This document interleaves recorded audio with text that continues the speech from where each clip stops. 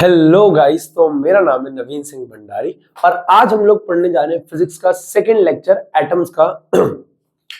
सबसे first lecture में हम लोगों ने क्या पढ़ा था?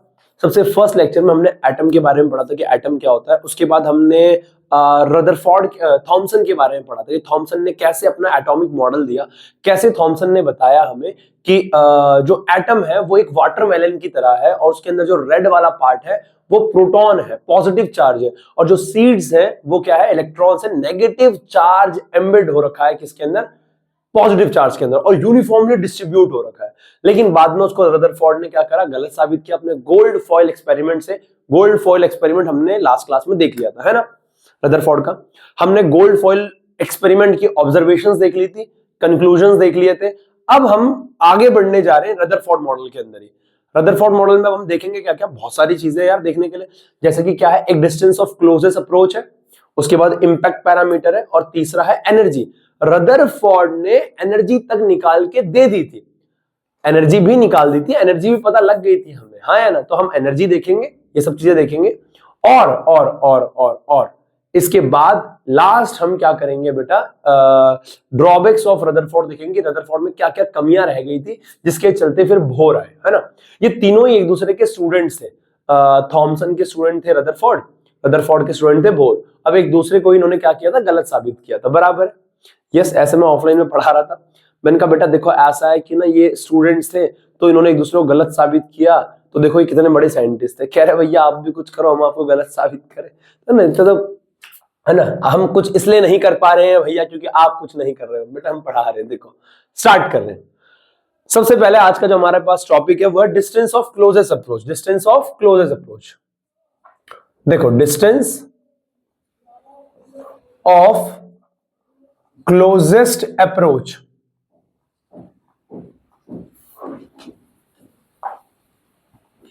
अप्रोच, ठीक है। क्या होता है भाई, डिस्टेंस ऑफ क्लोजेस्ट अप्रोच क्या होता है? अब अगर थोड़ा सा एक बार हम रिवाइज करें रदरफोर्ड के गोल्ड फॉयल एक्सपेरिमेंट को, तो यहां से अल्फा पार्टिकल आ रहे हैं, कुछ क्या हो रहे हैं, 99.9% सीधा निकल जा रहे हैं, 0.14% क्या हो रहे हैं कि 1 डिग्री से ज्यादा पे बेंट हो रहे हैं, 8000 में से कोई एक 90 से ज्यादा एंगल बना रहा है, और 20,000 में कोई एक क्या है, बाउंस बैक हो जा रहा है। तो मैं ये कहना चाह रहा हूं कि भैया जो बाउंस बैक हो रहा होगा, अगर हमारे पास कोई मान लो गोल्ड की फॉइल है और एक अल्फा पार्टिकल बाउंस बैक हो रहा है, क्या हो रहा है, बाउंस बैक। ये गोल्ड फॉइल है, अल्फा पार्टिकल आया आया आया आया आया आया और ये यहां से बाउंस बैक हो गया।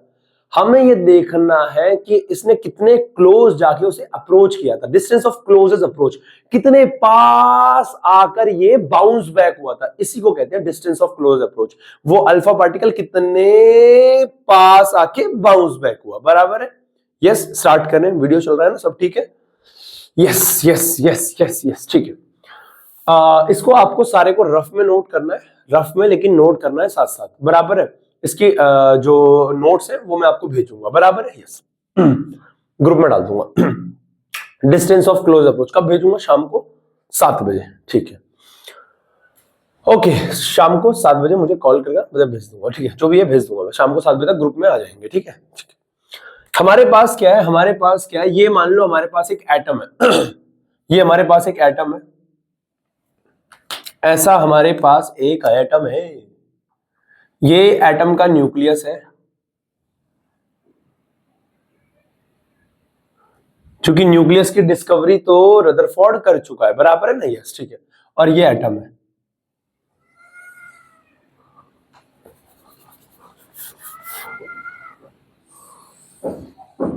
ना। न्यूक्लियस पहले क्यों बना दिया मैंने,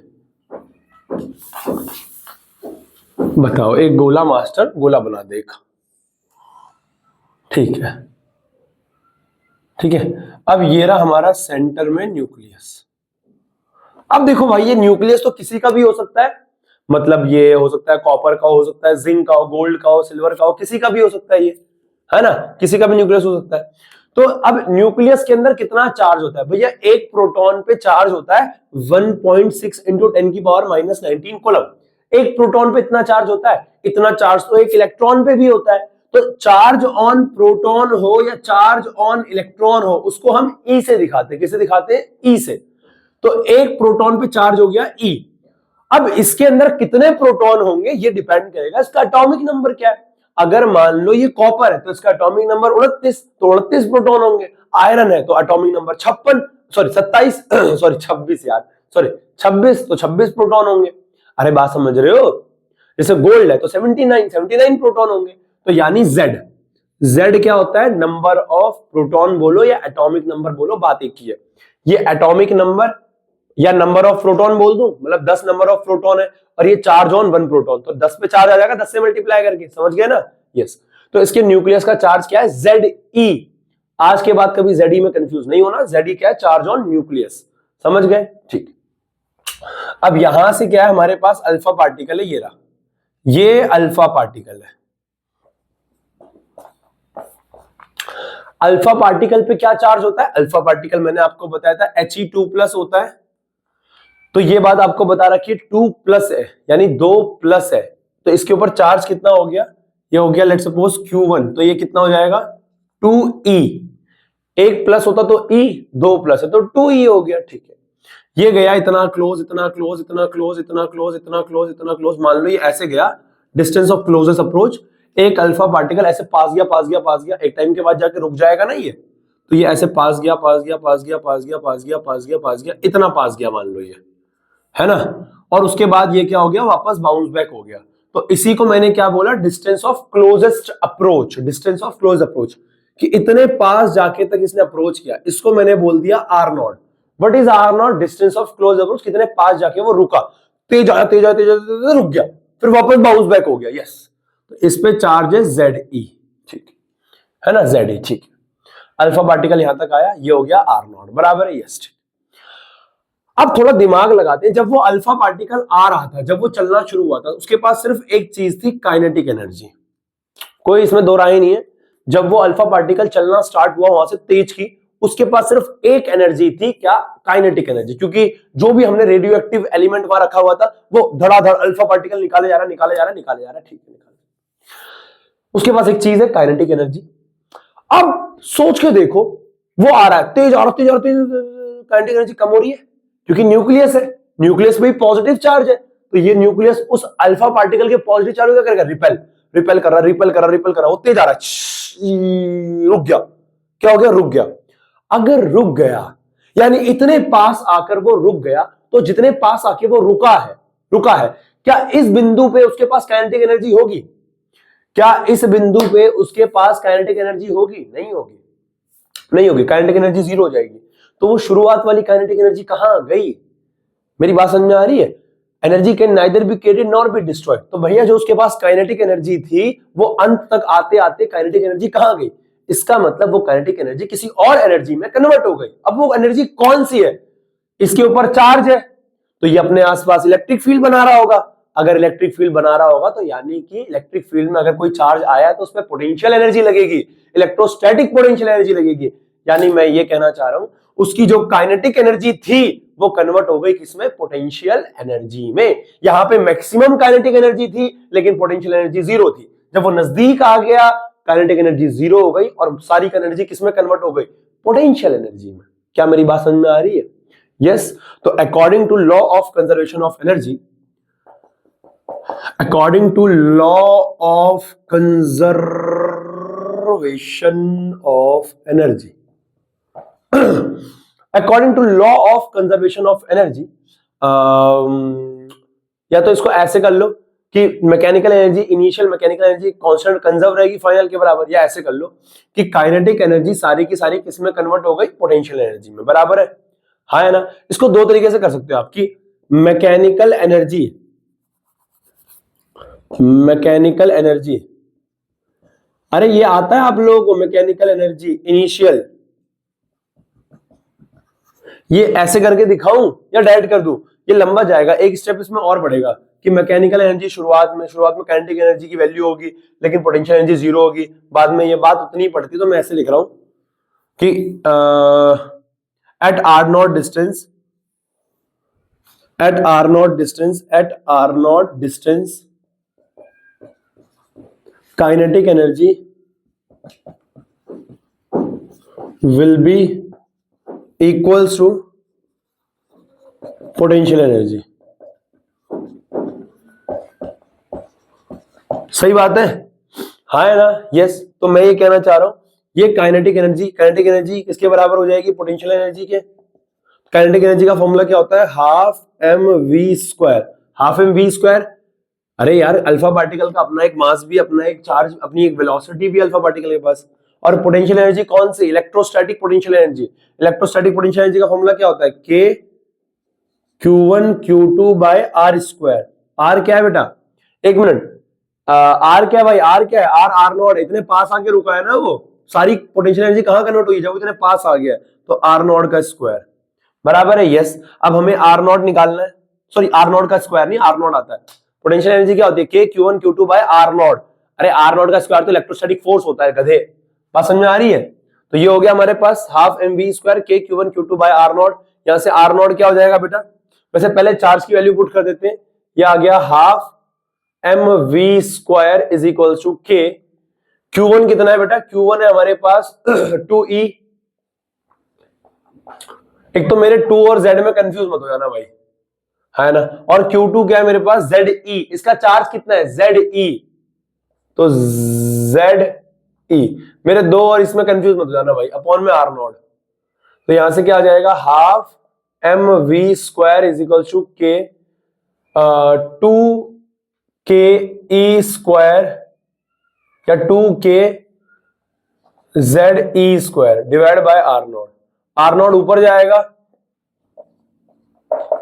2 दूनी 4, 2 दूनी 4, 2 दूनी 4 और ये क्या हो जाएगा? 2 दूनी 4 और ये क्या हो जाएगा? ये ऊपर जाएगा, ये नीचे आ जाएगा। 24K ZE square divide bye MV square. ये आ गया हमारे पास डिस्टेंस ऑफ क्लोजेस्ट अप्रोच का formula. Distance of closest approach का फॉर्मूला ये क्या हो गया? आर नॉट क्या? डिस्टेंस ऑफ क्लोजेस्ट अप्रोच बराबर है। कभी कभी इस के को खोल देते हैं, तो भाई खोलना है तो कोई ऐसी कोई बड़ी बात है नहीं खोलना, बराबर है ना। 1/4 पाई एप्सिलॉन नॉट खोल देना, बराबर है, हाँ है ना। यहां से आ गया हमारे पास। कोई डाउट किसी बच्चे को? कोई डाउट नहीं। Half m v square kinetic energy थी, वो किस में कन्वर्ट हो गई? पोटेंशियल में। ये आ गया डिस्टेंस ऑफ क्लोजेस्ट अप्रोच। तो ये हमें बताया कि कितने पास आके वो अल्फा पार्टिकल क्या रुकता है, बराबर है ना। नोट कर लो, रफ में नोट करना है इसको, है ना, ठीक है, फटाफट नोट कर लो बेटा।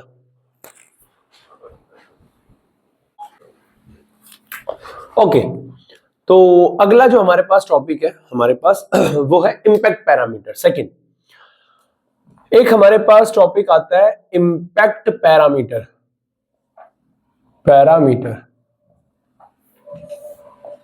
देखो क्या होता है इंपैक्ट पैरामीटर, बहुत ध्यान से मेरी बात को सुनना। अगर मान लो हमारे पास कोई ना, देखो देखो ध्यान से सुनना, बहुत ध्यान से सुनना। देखो हमारे पास कोई क्या है? एटम है, कोई एक एटम है। जब मैं एटम बोल रहा हूं आपको दिखाई देना चाहिए यहाँ पे एटम, है ना। हमारे पास मान लो ये एटम है, ये एटम का न्यूक्लियस है। ये एटम का क्या है? न्यूक्लियस है। ये एटम का न्यूक्लियस है। थोड़ा बड़ा हो गया क्या? कोई दिक्कत नहीं, कोई दिक्कत नहीं, ठीक है ना। ये एटम का क्या है? न्यूक्लियस है, बराबर है, yes yes yes yes yes, ठीक है। ये एटम का न्यूक्लियस है, ठीक है। अब ये एटम है हमारे पास,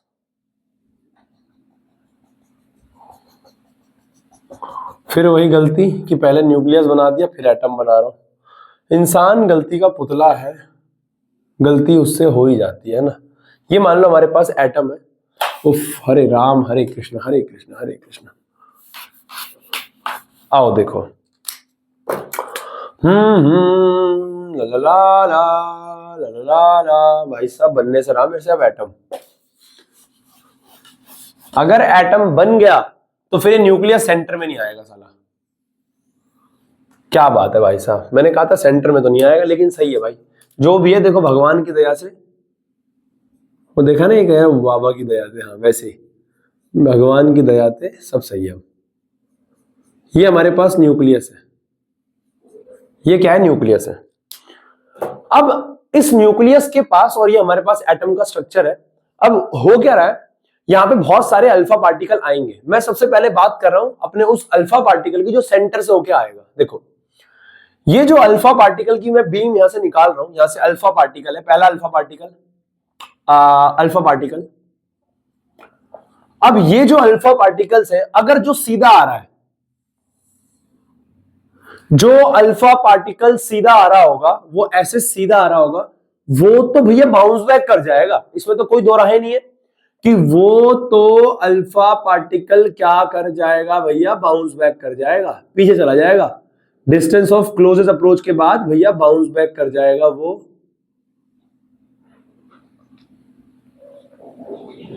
180 डिग्री के एंगल पे क्या कर जाएगा, बाउंस बैक कर जाएगा। कोई दिक्कत वाली बात नहीं। पाई 180 डिग्री के एंगल पे क्या करेगा, बाउंस बैक। अगर कोई जो है मान लेते हैं, कोई जो है जो अल्फा पार्टिकल ऐसे आ रहा थोड़े डिस्टेंस पे,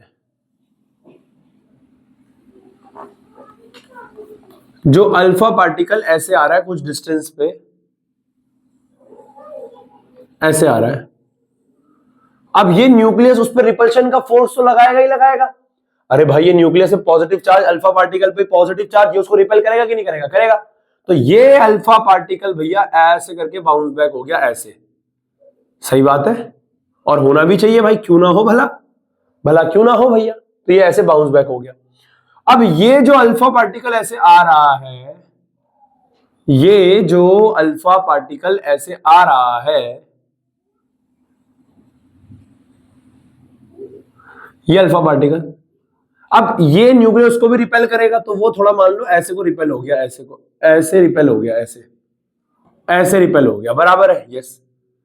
अब लेकिन जो अल्फा पार्टिकल इतनी दूर से गए वो तो सीधे निकल गए, वो तो क्या हो गए, सीधे निकल गए।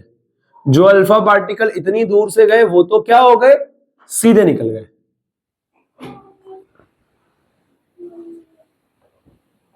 क्या मेरी बात समझ में आ रही है, हाँ या ना? तो मैं ये कहना चाह रहा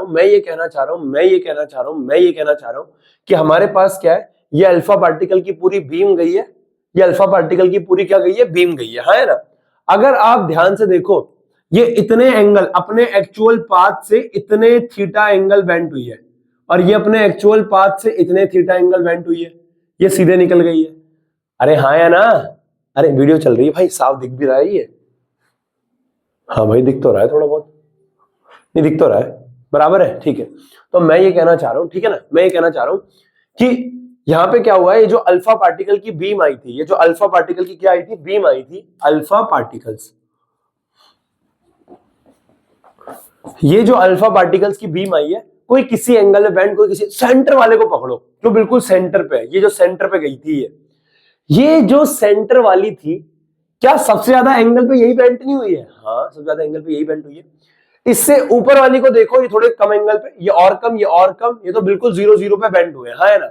इसका मतलब हमें ये समझ में आ रहा है कि सेंटर से जितना दूरी ऊपर बढ़ती जा रही है, सेंटर से इसकी दूरी थोड़ी कम है, इसकी दूरी मान लो थोड़ी कम है, तो इसका एंगल थोड़ा क्या है, इसका एंगल थोड़ी थोड़ी दूरी कम है तो इसका एंगल ज्यादा है, इसकी दूरी थोड़ी ज्यादा है तो इसका एंगल कम है, इसकी दूरी और ज्यादा है तो ये इसका तो एंगल बिल्कुल 0 आ गया। तो यानी यहां से हमें ये समझ में आ रहा है, हेयर अगर जो सेंटर से दूरी है, उसके दूरी के बढ़ते बढ़ते बढ़ते बढ़ते जो स्कैटरिंग एंगल है वो कम होता जा रहा है। अरे यार समझना, जब मैं सेंटर पे खड़ा हूं, जब दूरी बिल्कुल कम है, जब मैं एग्जैक्ट सेंटर पे खड़ा हूं, एग्जैक्ट सेंटर पे, तो एंगल है 180 डिग्री का। अगर मैं दूरी थोड़ी बढ़ा दूं, तो एंगल कम हो गया। देख 180 से ये कुछ ना कुछ तो कम ही होगा, 150 होगा, 160 होगा, 70 होगा, कम तो होगा। मैंने दूरी और बढ़ा दी, सेंटर से दूरी और बढ़ा दी तो एंगल और कम हो गया स्कैटरिंग का। मैंने दूरी और बढ़ा दी तो एंगल और कम हो गया, दूरी और बढ़ा दी, एंगल तो 0 ही हो गया एक टाइम पे। हाँ, यानी सेंटर से अपर डिस्टेंस बढ़ाता जा रहा हूं तो जो एंगल ऑफ स्कैटरिंग है वो कम होता जा रहा है। यही तो है इंपैक्ट पैरामीटर। इंपैक्ट पैरामीटर को डिनोट करते हैं बी से। It is denoted by b. किससे नोट करते हैं? बी से। यहां पर मैं तुम्हें एक बात बता रहा हूं कि अगर बी बढ़ेगा, इंपैक्ट पैरामीटर को बी से दिखाते हैं। ये डिस्टेंस है बी, ये डिस्टेंस है बी, ये डिस्टेंस है बी, ये डिस्टेंस है बी। बात समझ में आ रही है? जिस डायरेक्शन में अल्फा पार्टिकल शुरुआत में जा रहा था, इनिशियली जिस डायरेक्शन में इधर जा रहा था, इनिशियली इधर जा रहा था, इनिशियली इधर जा रहा था, सेंटर से उसकी दूरी इनिशियली इधर जा रहा था, सेंटर से ये सेंटर है, सेंटर से उसकी दूरी, दिस इज इंपैक्ट पैरामीटर। इधर जा रहा था सेंटर से उसकी दूरी, दिस इज इंपैक्ट पैरामीटर। तो ये दूरी इंपैक्ट पैरामीटर है। जैसे जैसे दूरी बढ़ेगी यानी इंपैक्ट पैरामीटर बढ़ेगा तो एंगल घटेगा भाई, समझ आ गई बात। तो जिस डायरेक्शन में अल्फा पार्टिकल की, हम इसको ना ऐसे बोलते हैं कि जिस डायरेक्शन में अल्फा पार्टिकल की वेलोसिटी थी शुरू में नॉट जाने टकराने के बाद, शुरू में वेलोसिटी इधर थी, तो उस वेलोसिटी की डायरेक्शन से लेकर सेंटर से जो एंगल है, डायरेक्शन वेलोसिटी की डायरेक्शन यार, इधर जा रहा था ना वो, अरे इधर जा रहा था ना वो, तो सेंटर से उसकी जो दूरी हो गई उसे हम क्या बोलते हैं, इंपैक्ट पैरामीटर। इसका इंपैक्ट पैरामीटर अगर बढ़ेगा, अगर बी बढ़ेगा, अगर डिस्टेंस बढ़ेगा तो थीटा क्या होता रहेगा, कम। तो थीटा जो है स्कैटरिंग एंगल वो कम होगा, और अगर बी घटेगा तो जो थीटा है वो क्या होगा, बढ़ेगा। क्या ये बात समझ में आती है? हाँ। अब एक फॉर्मूला होता है इंपैक्ट पैरामीटर का जो हमारे सिलेबस में नहीं है, पर फिर भी कर लेते हैं भाई, हाँ है ना। अरे कुछ ना सही से कुछ तो सही, हाँ है ना। तो इंपैक्ट पैरामीटर का एक फॉर्मूला होता है जो कि अपने सिलेबस में नहीं है, पर इसकी डेरिवेशन भी नहीं है सिलेबस में, पर कभी बोल दे तो कर लेना।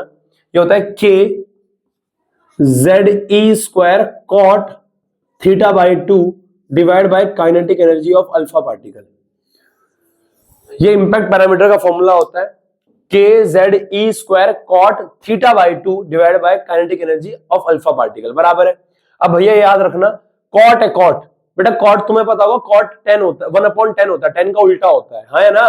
और कॉट, अब तुम कहोगे बी, तुम तो कहोगे भैया थीटा तो सामने सामने आ गया, डायरेक्टली प्रोपोर्शनल आ गया है ना, बी बढ़ेगा तो थीटा भी बढ़ेगा, थीटा बढ़ेगा तो बी भी बढ़ेगा, डायरेक्टली प्रोपोर्शनल। चांटा मारूंगा। कॉट थीटा है वो, कॉट 0 से लेकर 90 के बीच में घटता है भाई, कॉट 0 से लेकर 90 के बीच में क्या होता है, घटता है भाई, हाँ है ना। तो ये फॉर्मूला है, बराबर है, हाँ है ना, यस। तो ये है इंपैक्ट पैरामीटर कि क्या होता है, जिस डायरेक्शन में अल्फा पार्टिकल की इनिशियल वेलोसिटी है, सेंटर से लेकर उसकी दूरी को हम क्या बोलते हैं, इंपैक्ट पैरामीटर। ये था हमारा इंपैक्ट पैरामीटर, छोटा सा था, बराबर, हाँ है ना। नोट कर लो बेटा, इसके ऊपर डेफिनेशन आ सकती है इसकी 2 नंबर में, डेफिनेशन डायग्राम आ जाएगा तो बना देना साफ सुथरा डायग्राम, बराबर है। नोट कर लो। अब एनर्जी करने जा रहे, ओके ठीक है, तो बढ़े आगे। अगला जो हमारे पास टॉपिक है वो है एनर्जी का, वो है एनर्जी का। ओके ओके ओके ओके, और बताओ पढ़ाई लिखाई है ना, बढ़िया ही चल रही होगी। अब मैं ताने मारूंगा, तुम कहोगे भैया ताने मारते हो भैया, है ना। एक ही चीज तो मुझे आती है ढंग से, ठीक है भैया। आओ भैया, तीसरी चीज करते हैं अपन लोग, एनर्जी। क्या करते हैं, एनर्जी। बहुत ध्यान से मेरी बात को सुनना। एनर्जी टॉपिक है हमारे पास, energy of an electron revolving around nucleus. अब जब मैं छोटा था, मैंने पहली बार ये सुना तो मेरे दिमाग में बिल्कुल जिज्ञासा तो हुई सुनने की, भैया कि क्या मतलब, क्या मतलब, क्या मतलब। और एनर्जी भी टोटल एनर्जी की बात कर रहे हैं। मतलब मैं तुम्हें समझाता हूं, देखो अगर हमारे पास बबुआ आ तो जाना चाहिए इसके अंदर, है ना, 3 भाग बन जाएंगे, बन तो जानी चाहिए। देखो डेरिवेशन थोड़ी लंबी भी चली गई तो संभाल लेंगे अपन लोग, है ना। कायदे से लंबी जानी तो नहीं चाहिए डेरिवेशन, पर फिर भी, है ना। ये हमारे पास न्यूक्लियस है, ध्यान सुनो।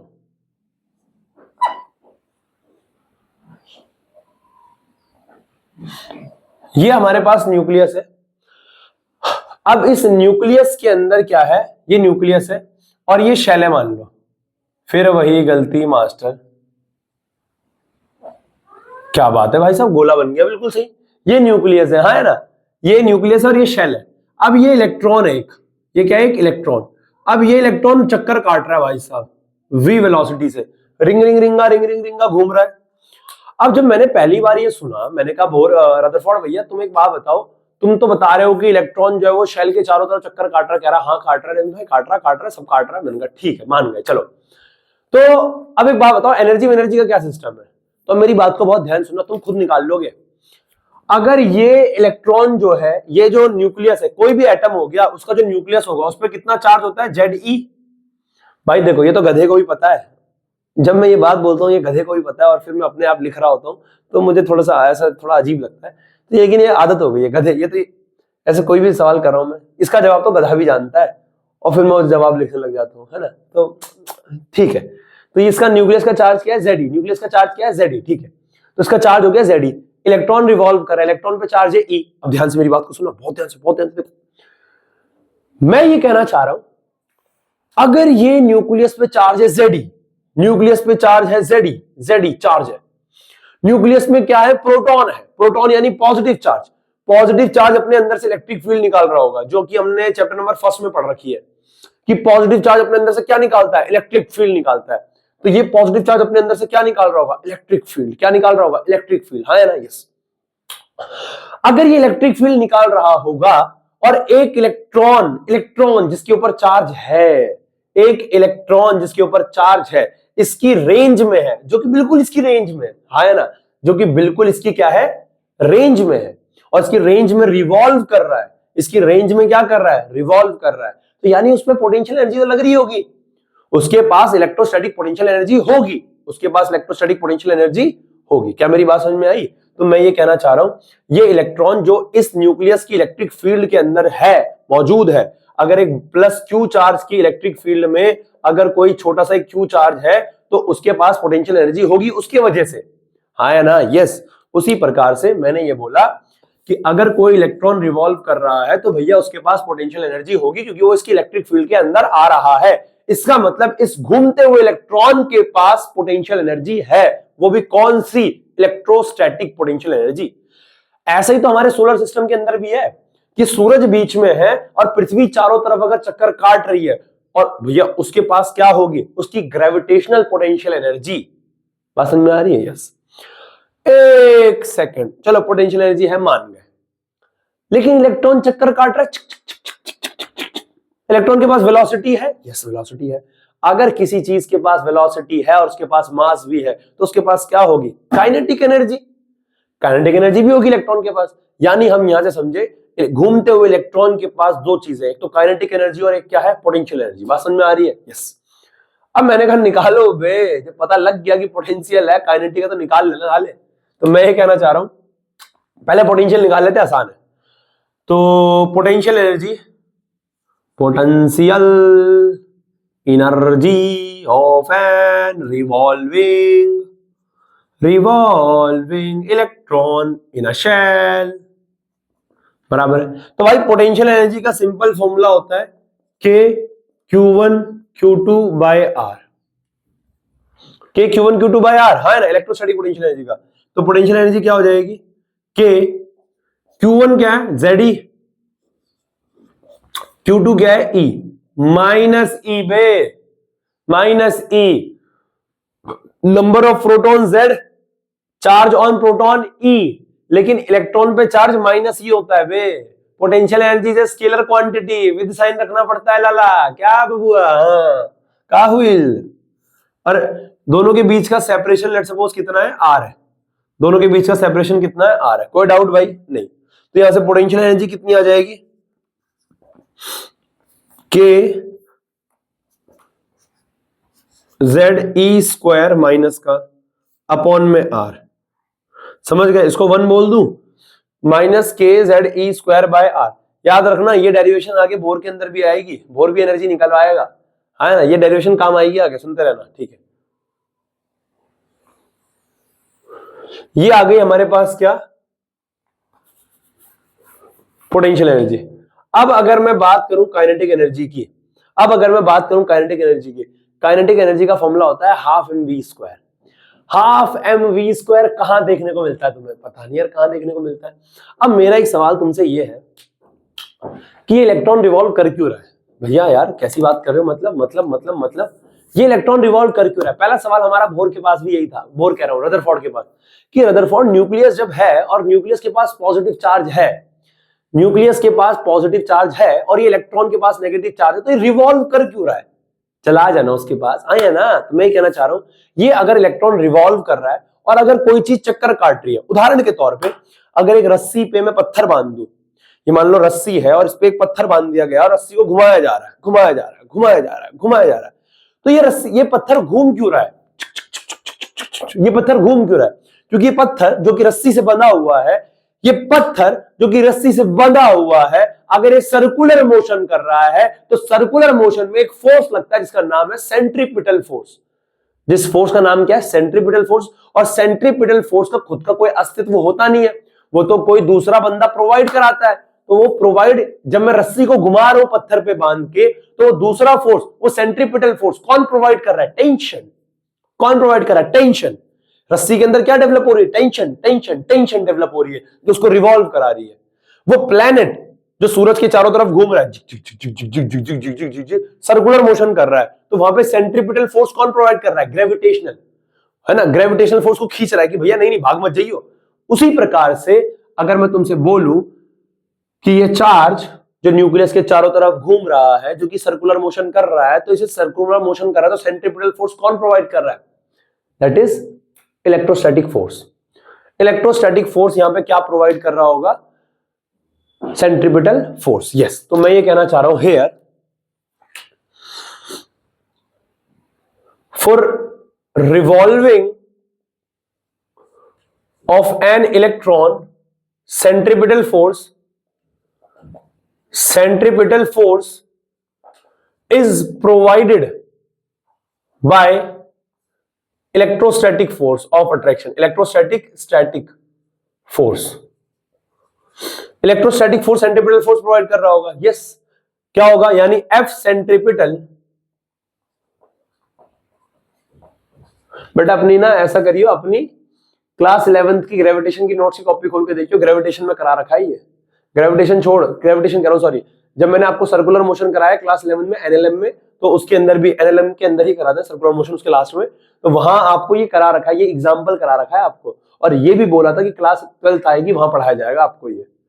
बताओ, क्लास 12th आ गई। सेंट्रीपिटल फोर्स कौन प्रोवाइड कर रहा है? F electrostatic. एफ सेंट्रीपिटल का फॉर्मूला भैया mv²/r होता है। अरे सबको पता है mv²/r होता है। यस, एफ इलेक्ट्रोस्टैटिक क्या होता है? k q1 q2/r²। यहां पे r था, यहां r² होता है इलेक्ट्रोस्टैटिक में। भैया अगर इतना भी नहीं पता तो पढ़ाई कल छोड़नी, आज छोड़ दे भाई। हाँ, अगर इतना भी नहीं पता कल छोड़ेगा, आज छोड़ दे। mv²। काइनेटिक एनर्जी चाहिए थी हमें, भैया ये सब क्या कर रहे हो? अरे हाथ हो गया, काइनेटिक एनर्जी mv², आधा ही तो चाहिए, मल्टीप्लाई करा देंगे, क्या दिक्कत है? r से r कैंसिल, ये आ जाएगा mv² बाय, क्या कर रहा है भाई? अरे r से r cancel, mv² k। q1 कितना है? q1 है Ze। अब यहां पे एक बार अंतरात्मा तुम्हारी फिर मरेगी। अब q2 क्या है? अब तुम कहोगे इलेक्ट्रॉन का चार्ज माइनस ही ले ले। क्या करेगा माइनस ही लेके? क्या करेगा? काइनेटिक एनर्जी को नेगेटिव निकाल के, पोटेंशियल एनर्जी नेगेटिव निकल भी जाती है, काइनेटिक एनर्जी नेगेटिव निकाल के करेगा क्या? काइनेटिक एनर्जी को नेगेटिव निकाल के करेगा क्या? वो मास और वेलोसिटी का प्रोडक्ट बताती है। वेलोसिटी का स्क्वायर हमेशा पॉजिटिव आएगा और मास नेगेटिव आ नहीं सकता। अरे समझ रहा है? पोटेंशियल एनर्जी नेगेटिव तो ये बताएगी कि चार्ज नेगेटिव था, काइनेटिक एनर्जी नेगेटिव बता के करेगा क्या तू? काइनेटिक एनर्जी का फॉर्मूला होता है हाफ mv²। तो मास को नेगेटिव करेगा कि वेलोसिटी के स्क्वायर को नेगेटिव बताएगा, और वेलोसिटी किसी चीज का स्क्वायर नेगेटिव कैसे हो सकता है? तो हम इसको लेंगे प्लस का e, बराबर है। यस, तो मैं ये कहना चाह रहा हूं बाय r, यहां पे एक r ही बचेगा, multiply both side by half, multiply both side by half. भाई वीडियो चल रही है ना, मैं तो आत्महत्या कर लूंगा। हाँ भाई चल रही है 33 33 33 36, ठीक है भाई। बाय हाफ, जैसे हाफ से मल्टीप्लाई करेगा तो क्या हो जाएगा भाई? Half mv² is equals to half क्या करना है? 2 लगा दे नीचे, kZe² डिवाइड बाय 2r। ये हाफ mv² क्या बन जाएगा? Kinetic energy. काइनेटिक एनर्जी क्या आ गया? kZe² डिवाइड बाय 2r, इसको बोलते 2। बधाई हो, आपने उस घूमते हुए इलेक्ट्रॉन की पोटेंशियल एनर्जी भी निकाल ली और आपने उस घूमते हुए इलेक्ट्रॉन की काइनेटिक एनर्जी भी निकाल ली है। रह क्या गया है? टोटल एनर्जी रह गई है लाला, टोटल एनर्जी। अब निकालते हैं टोटल। नाउ टोटल एनर्जी किसके बराबर होगी? Kinetic energy plus potential energy के। Total energy is equals to kinetic energy plus potential energy. Total energy कैसे निकालेगा? टोटल एनर्जी को ई से दिखा रहा हूं, है ना? टोटल एनर्जी को किससे दिखा रहा हूं? ई से। काइनेटिक एनर्जी कितनी है? अभी अभी निकालिए, के दिख रहा है, Ze² divide by 2r plus potential energy कितनी है? पोटेंशियल एनर्जी वो रही माइनस की है, माइनस के Ze² बाय r, ये रहा, है ना? यस। अब E is equal to k Z E square by r common ले लू, k Z E square by r common ले लू, यस। तो k Z E square by r common ले लिया, यहां पे बचेगा हाफ, 1/2 बचेगा, माइनस का 1 बचेगा, हाफ में से 2 एकम 2, 1 माइनस 2, -1/2 बचेगा। तो एनर्जी कितनी आ गई, माइनस की के Z E square by 2r। एक सेकंड भैया, टोटल एनर्जी ये आ गई, हाँ ये आ गई भैया। टोटल एनर्जी नेगेटिव क्यों आ रही है भैया, टोटल एनर्जी नेगेटिव क्यों आ रही है? हाँ ये अच्छा सवाल है, टोटल एनर्जी नेगेटिव आ रही है। टोटल एनर्जी नेगेटिव क्यों आ रही है भैया, थोड़ा दिमाग लगाते हैं यार। अच्छा, टोटल एनर्जी नेगेटिव आने का कारण क्या है? कारण क्या है, देखो टोटल एनर्जी नेगेटिव आने का कारण ये है कि वो जो इलेक्ट्रॉन है, मेरी बात को बहुत ध्यान सुनना, मेरी बात को बहुत ध्यान सुनना, देखो देखो मेरी बात को ध्यान सुनो, देखो मैं ये कहना चाह रहा हूं, वो इलेक्ट्रॉन न्यूक्लियस के चारों तरफ चक्कर लगा रहा है। इसे मैं तुम्हें एक एग्जांपल समझाता हूं। ये मैं हूं, ये मैं हूं, ये मैं हूं, हाँ है ना, ये मैं हूं। अब एक XYZ आदमी है, मान लो पर्सन है, एक XYZ पर्सन है, इनने मेरे से कुछ पैसे उधार लिए और मैंने कहा मेरे पैसे वापस कर दे, जो कि आमतौर पे इस कुदरत का नियम है कि कोई पैसे लेता तो वापस नहीं करता है। तो मैंने इससे कहा मेरे पैसे वापस कर दे, जिनने कहा नहीं करूंगा, इनने कहा नहीं करूंगा। मैंने इसको अपने घर पे रख लिया, मैंने कहा साले जब तक तू मेरे पैसे वापस नहीं करेगा तू मेरे घर का काम करेगा। अब ये मेरे घर का काम करता है, बराबर है, हाँ है ना। या मैंने ऐसे बोला मैं खड़ा हूं, मेरे चारों तरफ चक्कर लगा, चल मैं चारों तरफ चक्कर लगा, ये मैं चारों तरफ चक्कर लगा रहा है, ये मैं हूं, इसने मेरे से पैसे ले रखे, हाँ है ना। अब इसका भाई आया, इनने कहा हाँ भाई मेरे भाई को छोड़ दे।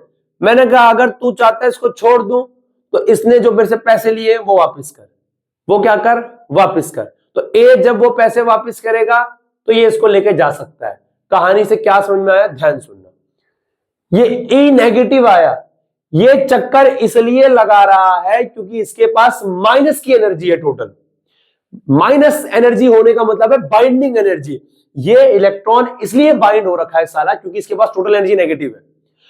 अब याद कर वर्क फंक्शन, ओ भैया ओ भैया ओ भैया, हाँ वर्क फंक्शन, वो आएगा, फोटोन आता है, रिलेट करियो, लाइट आती है, रेडिएशन आती है, इलेक्ट्रॉन को एमिट करके ले जाती है। वो एनर्जी चाहिए क्यों, यही तो बाइंडिंग एनर्जी तोड़ने के लिए चाहिए होती है। अरे मेरी बात को समझ पा रहा है, इलेक्ट्रॉन एनर्जी एब्जॉर्ब करके भाग कहां रहा है, इलेक्ट्रॉन एनर्जी एब्जॉर्ब करके इतनी एनर्जी उसको दी जा रही है। अभी इसको सॉल्व करके बताऊंगा कितनी होती है। इतनी एनर्जी उसको दी जाती है तब वो निकलता है शेल से। बाइंडिंग एनर्जी, कर्जा है उसके ऊपर रे, क्या है उसके ऊपर बाबूरा, कर्जा है उसके ऊपर।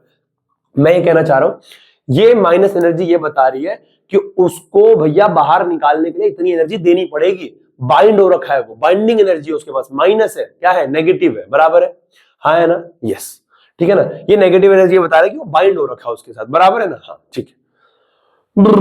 अब भैया एक बात बताओ, याद क्या करना है, याद क्या करना है, पोटेंशियल एनर्जी का फॉर्मूला याद करना है, काइनेटिक एनर्जी का फॉर्मूला याद करना है, टोटल का। मैं कहता हूं भैया एक को तो याद करना पड़ेगा, पाजी एक को तो याद करना पड़ेगा। यहां मैं तुम्हें एक नोट बना के दे रहा हूं, देखो अपनी जिंदगी में उसे भूल जाना, पर ये नोट ना भूलना। देखो देख भाई पहलवान, तू देख, तू मुझे होशियार लगता है, देख मैं ये कहना चाह रहा हूं, पोटेंशियल एनर्जी का फॉर्मूला है minus k Z E square by r, kinetic energy का फॉर्मूला है k Z E square by 2r, और टोटल एनर्जी का फॉर्मूला है minus k Z E square by 2r। एक सेकंड बबुआ, एक सेकंड, ये जो टोटल एनर्जी है, ये जो E, ये जो टोटल एनर्जी है, E बोल या टोटल एनर्जी बोल, बात तो एक ही है। टोटल एनर्जी जो है वो और काइनेटिक एनर्जी तो सेम है, वो और काइनेटिक एनर्जी तो सेम है, हाँ, के Z E square by 2r, के Z E square by 2r। बस अंतर किसका है, माइनस का। इसका मतलब अगर काइनेटिक एनर्जी के बाहर एक माइनस लगा दिया जाए, काइनेटिक एनर्जी के बाहर एक माइनस लगा दिया तो टोटल एनर्जी नहीं आ जाएगी। ओहो भैया चंट हो रहे हो, हाँ हाँ। अगर काइनेटिक एनर्जी के बाहर एक माइनस लगा दिया जाए तो टोटल एनर्जी नहीं आ जाएगी लाला, यस आ जाएगी। अगर हमारे पास K Z E square by R, K Z E square by R 2 नहीं है बस, अगर पोटेंशियल एनर्जी को, यहां माइनस है यहां भी माइनस है, माइनस मत लगा देना, अगर पोटेंशियल एनर्जी को 2 से डिवाइड कर दिया जाए, यानी डिवाइड बाय 2 आ जाए तो काइनेटिक एनर्जी टोटल एनर्जी नहीं आ जाएगी। ये फॉर्मूला याद रखना, टोटल एनर्जी अगर निकालनी है तो काइनेटिक एनर्जी का नेगेटिव कर दो, काइनेटिक एनर्जी का नेगेटिव कर दो, टोटल एनर्जी आ जाएगी। टोटल एनर्जी जितनी होती है पोटेंशियल एनर्जी को आधा कर दो, उतनी टोटल एनर्जी आ जाएगी, खत्म। ये याद रखो। और ये याद करने के लिए किसी भी एक को याद कर लो। मैं कहता हूं भैया सबसे आसान याद करना है टोटल काइनेटिक एनर्जी को, kZe²/2r, kZe²/2r, आगे माइनस लगा देना, टोटल एनर्जी आ जाएगी। पोटेंशियल एनर्जी चाहिए, पोटेंशियल एनर्जी चाहिए, 2 से डिवाइड कर देना। एक मिनट यार, हाँ डिवाइड बाय क्या कर देना, 2 कर देना। जैसे तुम डिवाइड बाय 2 करोगे, हाँ डिवाइड बाय 2 करोगे तो ये कैंची मल्टीप्लाई से कहां जाएगा, इसके नीचे भी तो 1 है, ये ऊपर जाएगा नीचे जाएगा तो 4 हो जाएगा बे।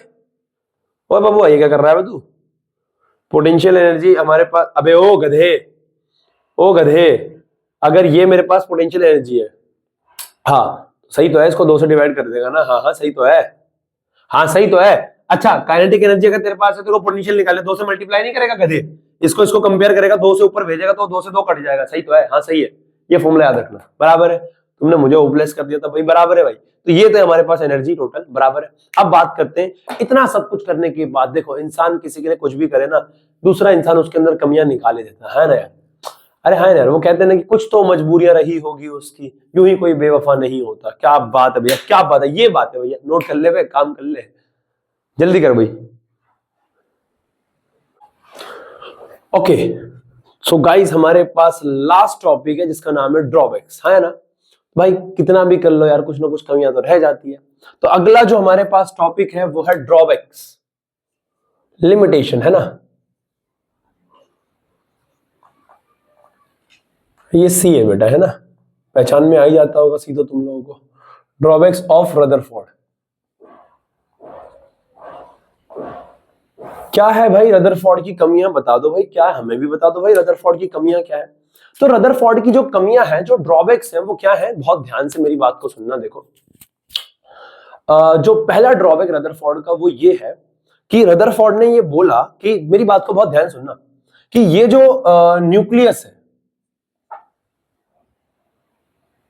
ये जो न्यूक्लियस है, ये न्यूक्लियस के अराउंड इलेक्ट्रॉन रिवॉल्व कर रहा है। इलेक्ट्रॉन जो है इस न्यूक्लियस के अराउंड क्या कर रहा है, रिवॉल्व कर रहा है, ठीक है, रिवॉल्व कर रहा है, ठीक है। अब ना एक जो हमारे पास थ्योरी है मैक्सवेल की, जो इलेक्ट्रोमैग्नेटिक वेव थ्योरी है ना, क्लासिकल थ्योरी है जो, वो ये कहती है कि अगर कोई एक पार्टिकल किसी के अराउंड अगर कंटिन्यूअसली घूम रहा है, किसी एक सोर्स के अराउंड, उसके पास एनर्जी है और वो एक कंटिन्यूअस एक्सेलरेटेड मोशन कर रहा है। भैया एक्सेलरेटेड मोशन कैसे हो गया? अरे भैया इलेक्ट्रॉन है, उसके पास कुछ ना वेलोसिटी तो होगी, और अगर वेलोसिटी है तो हर बिंदु पे जब वो ऐसे ऐसे करके घूम रहा है तो इस बिंदु पे उसके पास मैग्नीट्यूड है और डायरेक्शन वेलोसिटी की इधर है। जब वो इधर आ गया तो उसकी डायरेक्शन इधर है, जब वो इधर आ गया उसकी डायरेक्शन इधर है, जब वो इधर आ गया उसकी डायरेक्शन इधर है। तो डायरेक्शन चेंज हो रही है, इसका मतलब वेलोसिटी चेंज हो रही है, और अगर उसकी वेलोसिटी चेंज हो रही है इसका मतलब एक्सेलरेटेड मोशन है। अगर वेलोसिटी चेंज हो रही है इसका मतलब क्या है, एक्सेलरेटेड मोशन है।